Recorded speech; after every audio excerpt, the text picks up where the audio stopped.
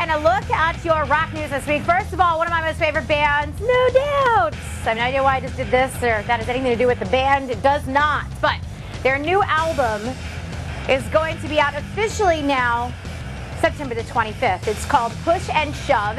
You're going to be able to check out their new single. It's called Settle Down on the radio July the 16th. You can also check out No Doubt on TV at the Teen Choice Awards. That's July 22nd. And they're also going to be on Late Night with Jimmy Fallon on the 26th of July. Good Morning America on July 27th. I know you're probably not going to remember any of these dates, but if you go to the No Doubt website, of course, you can check that all out. The 8th annual Riot Fest, which is such a great show, they're now actually making it into a bigger festival.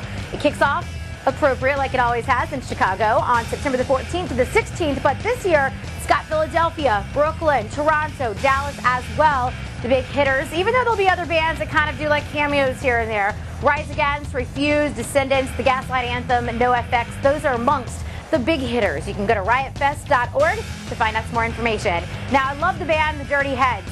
California boys. They are making a bunch of TV appearances coming up. And again, you might have to go to their website just to double, triple check. They're going to be on Jimmy Kimmel Tuesday, July the 10th. The band's new album, Cabin by the Sea, comes out on the Tuesday, July 19th, which is the following week. Finally, Dirty Heads and Modest Yahoo also going to head out on a co-headlining tour starting July the 8th. If you've never seen Modest Yahoo, you're missing out. He's probably one of the most amazing beatboxers ever. I won't even try, but he is amazing and awesome. I've seen him like 4 or 5 times. Guns N' Roses guitarist Mr. Slash always somehow makes in the news. He's getting a very special individual honor next month. He's going to become the 2,473rd recipient of a star there on the Hollywood Walk of Fame, and it's appropriate. His star is going to be placed right in front of the Hard Rock Cafe on Hollywood Boulevard. You got to get a shot with that one.